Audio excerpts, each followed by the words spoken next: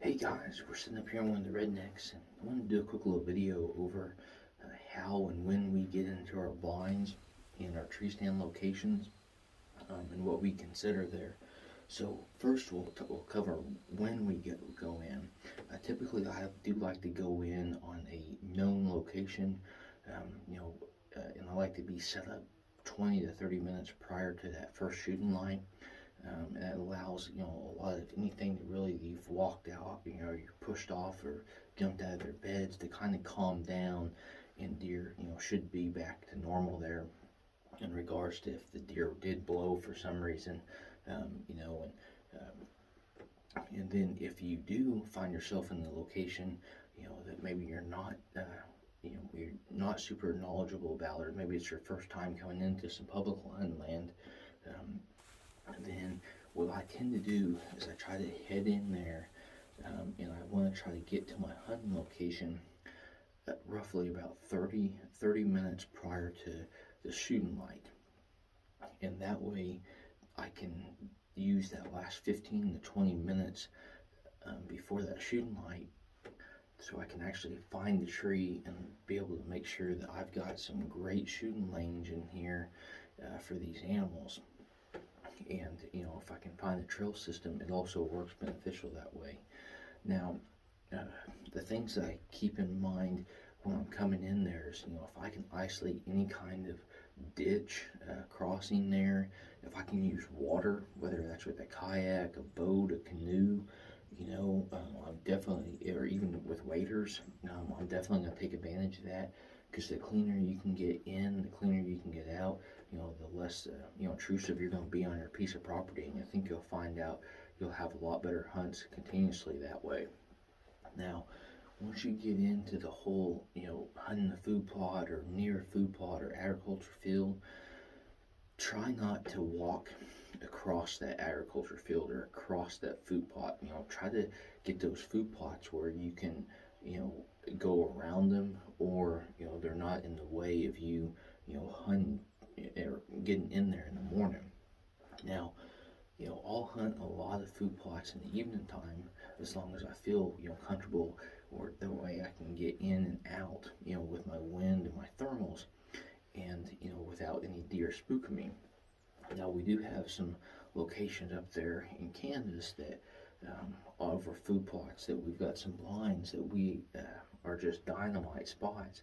But what we end up doing is we actually have a driver come in and take us into those hunting locations, and then they'll come pick us up.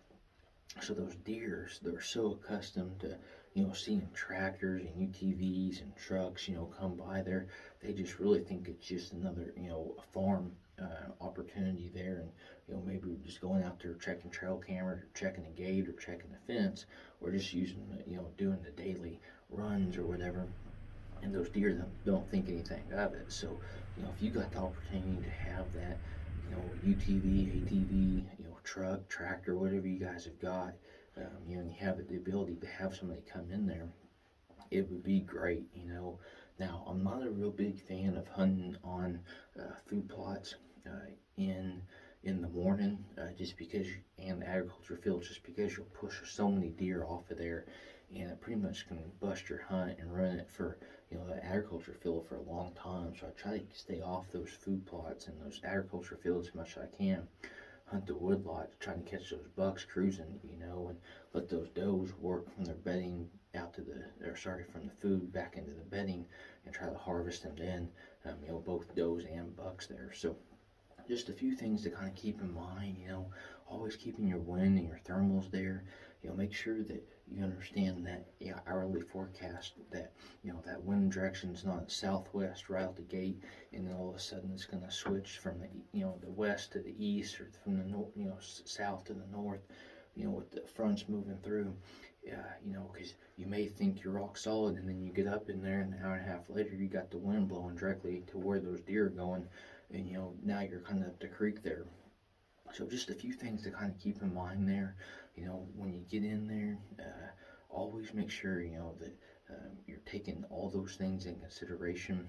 This particular blind, what I have been doing in the past, this is a new location for this redneck this year, and I've shot some really nice bucks off of this field right here, but I've never had a blind here, and I wanted to have a blind here. It's pretty seclusive in here, and what I did is I was parking to the north, and I'm still parking to the north, but I was walking directly south and then jumping in through a gate and then coming through here.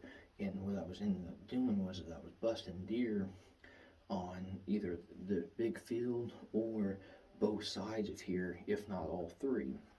So this morning what I ended up doing is that I ended up going straight south here, and then I have a small little crossing over that fence, and I took that thing directly west here and then back south, and to see if I can't, if I do push up any deer this way, all those deer will now be pushing back on us. So always keep that in the mind on your entry and exit. I absolutely love seeing my neighbors, harvest big mature deer. But again, I don't want to be the reason why they get the opportunity to harvest those deer because I pushed them, their direction. So just kind of keep those things in mind there. I think it should provide a pretty successful hunt for you guys. And the key to a successful hunt is how you get in and out of that hunting location. So I appreciate you guys liking the video. And like always, hopefully you guys are getting out there in nature. And best luck on your upcoming hunt.